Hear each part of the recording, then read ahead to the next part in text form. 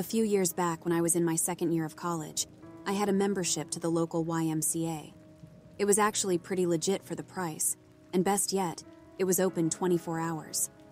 My classes were in the morning, and I was working midday swing shifts, meaning late at night was the only time I had to work out. You'd be amazed, even in a college town, how many stores and facilities still closed at 8 p.m. The Y had an indoor pool. It was kept heated, which was nice.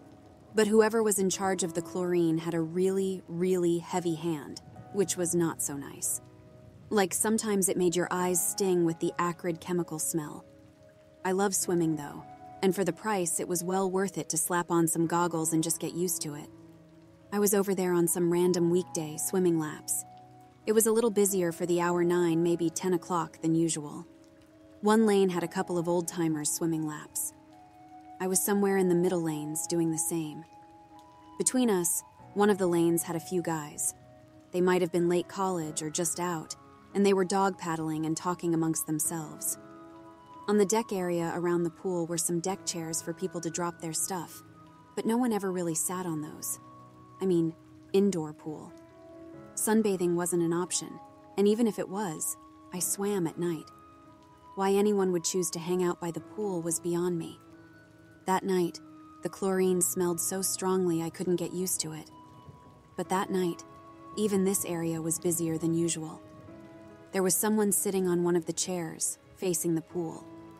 I pulled up at the end of one of my laps and sort of glanced around, curious to see anyone using those chairs. They were dressed out in full kit-oversized blue hoodie, sweats and all. They held a book on their lap, so their face was tilted down when I looked their way. But their size and small white hands had me deciding it was a girl. Not much else to see or tell, so I shrugged to myself, then continued swimming laps.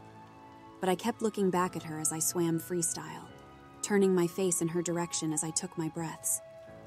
Maybe I was sort of second-guessing myself. And that's when her face lifted, and her eyes snapped to mine. It was definitely a girl, with wide eyes and a tiny chin, and those eyes, so pale the pupils looked like an Oreo crumb floating in a glass of milk, seemed to needle into mine. I dunked my head back under in embarrassment at being caught staring, and immediately ran into someone. I pulled up, sputtering, while the person raised their hands, sort of settling on my upper arms. It was a guy, one of the guys who'd been sort of loitering with his friends in the middle lanes. He was asking if I was all right, laughing a bit as I coughed more in surprise than for water. Being up close with him, I could peg his age to be older than I thought, definitely out of college. He was taller, broader than most of the dudes I saw around campus. He had longish black hair, slicked back from the pool water, save a few strands breaking free to swing in front of his dark eyes. He laughed as I sputtered, apologized, pulled back, finally feeling his hands slip from my arms. I began to swim back the other way, but lightning fast. His hands, huge, with long, tapered fingers that would have been delicate if not for their brutal strength, snapped back out and gripped my forearm. He asked me where I was running off to in such a rush and laughed. I was still a little shaken from running into him, so I could only come up with a lame joke. "Don't you mean swimming off to?" His eyes narrowed. He laughed again, clipped this time, and while he said, "That's cute," it was clear from his expression he didn't really think it was. He asked me my name, still not releasing his grip so much as settling in on my wrist. I told him my name, Emily, then looked down at his hand and, giving my own forced laugh, pulled away from his hand. He held on a beat too long enough to give me a once-over. It felt like his eyes were crawling on me, and going from warmed up, doing laps in the heated pool, to standing still, my wet hair and suit grew cold, clammy above the water. But he did finally let go, and I turned to leave. Not back to the other end of the lane, though. I was feeling too weirded out to continue swimming, and something about this guy told me that if I did continue my laps up and down that lane, that he'd stay right where he was in the way for more of this weird interaction. So, I cut through the other lanes to get to the side of the pool and hoist myself out. I shivered, skin pebbling in goosebumps that remained even after I crawled out, grabbed my towel and padded over to my flip-flops. I turned once. The guy had rejoined his friends back in their lane, but he was still watching me. As I looked at him, he smiled, then ran his tongue over his teeth. I didn't know why, but it felt obscene somehow. I hurried out of there, head down, seeing the pool tile change first to the gray-beige linoleum of the hallway, then the mint-green circle tile of the women's locker room. The Y had those lockers that come with keys in them. You put your stuff in whatever locker, then close it and take the key with you to secure your stuff.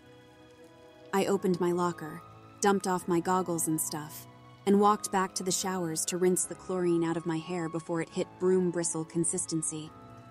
I ducked my head under the jets of water and froze. I could have sworn I heard a sound, an echoey sound from out in the locker room. I jerked my head back, holding my breath to hear the follow-up sounds.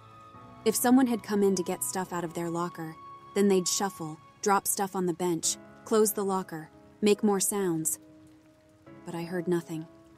I looked back to the jetting water before me. I thought it could have just been the water hitting me or sluicing down in such a way as to make more noise than normal, and slowly reached out to turn it off. But as I did, the lights in the locker room went out. I was in pitch-black darkness, wet, and the hot water I'd just blasted myself with had turned to ice, as had the blood in my veins. My heart was thudding, painfully hard. I sucked in a breath, then called out, "Hello? Hello, can you turn those back on?" Nothing.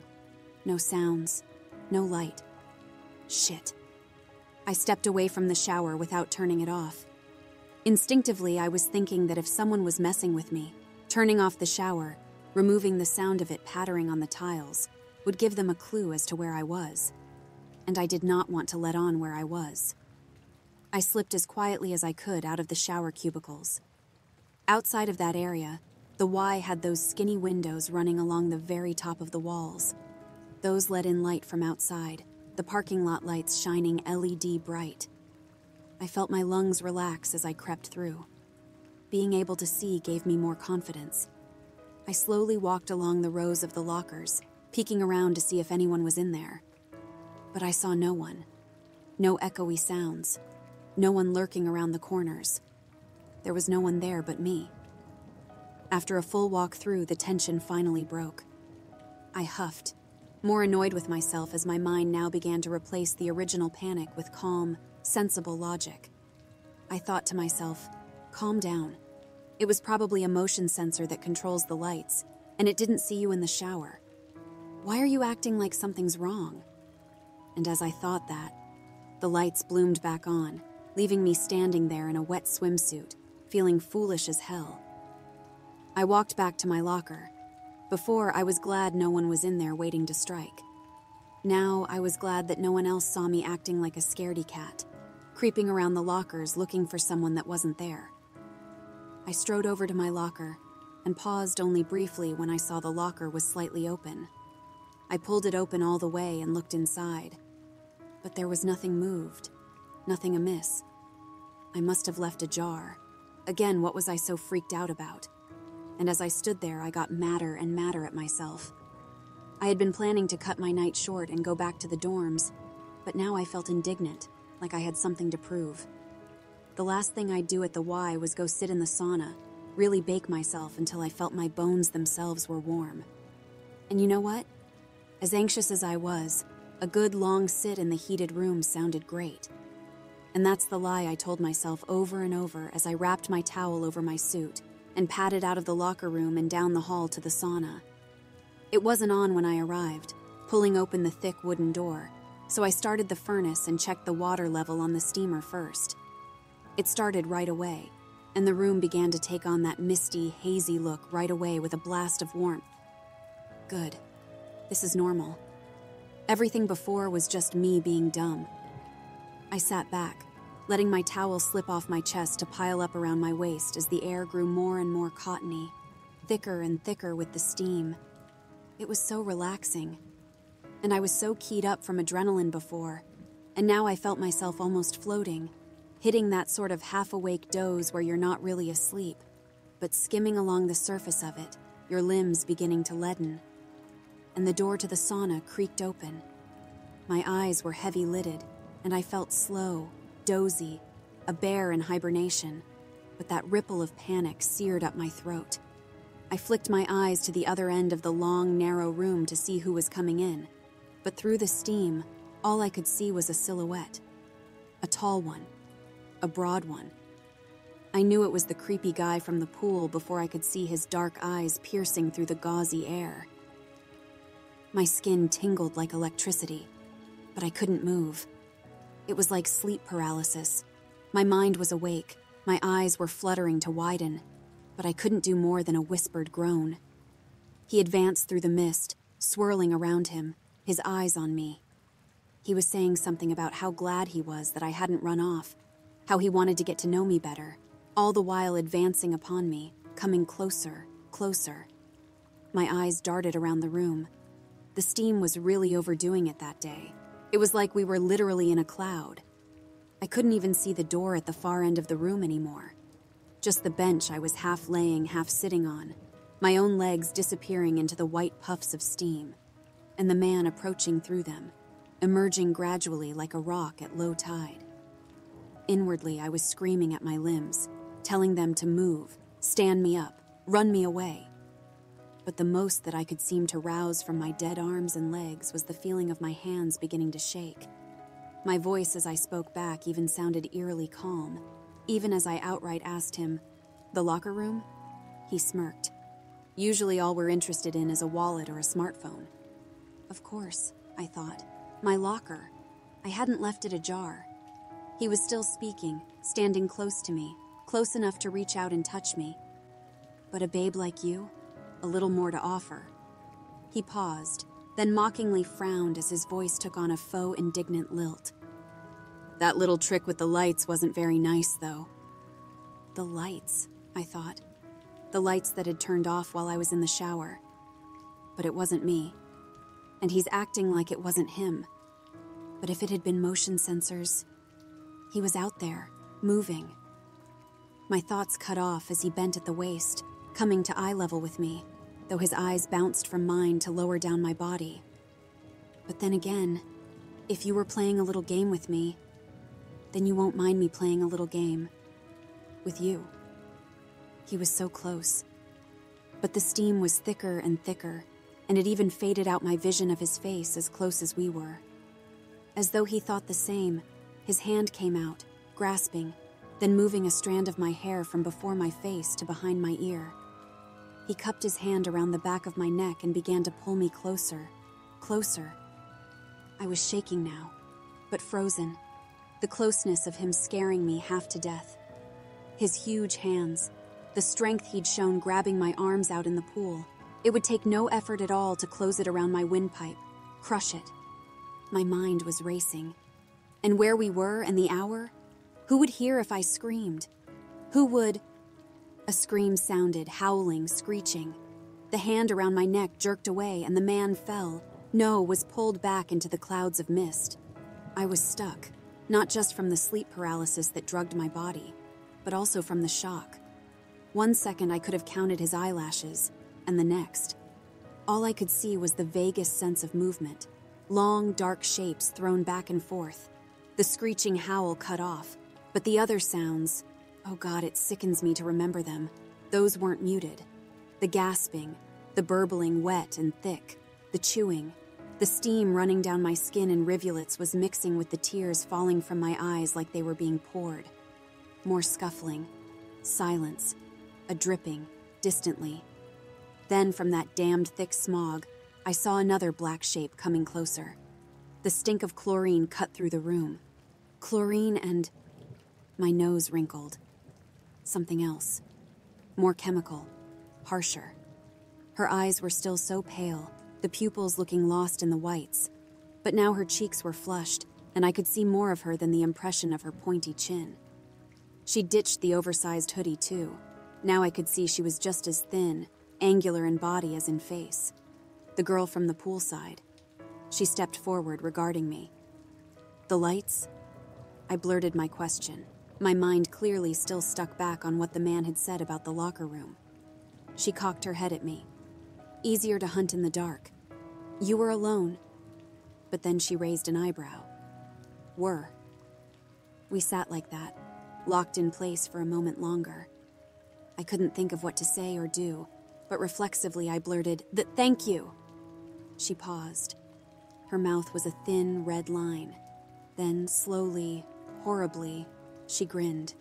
Her teeth were pink, red at the gum line where the blood was beginning to clot. "A meal's a meal." My eyes darted behind her, looking for the man. I thought I could barely make out a dark shape behind her, but as my eyes tracked back along the ground, I could see bare footprints now. Dark ones. The steam was massively thick, but I had a good idea of what color they would be when the steam cleared. She watched me looking back, and when I again forced my eyes to hers, she lowered one in a wink. She didn't appear to step away, but she nonetheless began to move backwards, sliding back into the steam, fading, fading. I stayed on that bench for a full 100 count of one Mississippi before daring to move. I crawled along the benches, and as the carnage, what had been the man, came into view, I resolutely kept my eyes forward. Even as my peripheral vision filled with dark, deep red, I just kept crawling. I made it to the end of the bench and the door.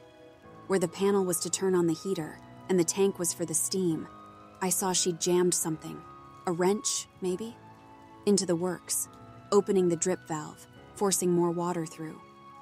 The source of the thickest steam I'd ever seen. It made sense. She turned off the lights before. This was just another trick to make it harder to see her coming. Lurking. Hunting. I only stopped to grab my bag from the locker before racing home. The next few days I waited. Waited for what? News. A phone call. My mind leapt to conclusions more vivid than my worst dreams. The gym staff with stern police officers looking through the cameras, the card swipe logs, fingerprints in the sauna, a mugshot to replace the high school graduation picture on my parents' mantle, and my alibi that a girl half my size took down a guy twice it, and apparently ate. I didn't, though. I couldn't eat. Threw away so much food. No more strawberry jam in my house. But like the girl, the whole thing seemed to just disappear. Like me, from the gym. I started going to the one at the college. I couldn't return to the Y both because that paranoia about the cops swooping in and dragging me out in handcuffs just wouldn't go away. And of course, the other paranoia. Which wasn't a paranoia at all, but a very real, very clear message that this gym was someone's hunting ground. And while it had worked out this time, a meal's a meal, I did not miss the implication that, had the creepy guy not been lurking about, it wouldn't have been me having my throat rearranged on the sauna floor. So, yeah, college gym. The hours suck, but it's free, and it has all the things I need, including a pool, a big outdoor one, where the scent of chlorine dissipates into the open sky, disappearing like a bad dream.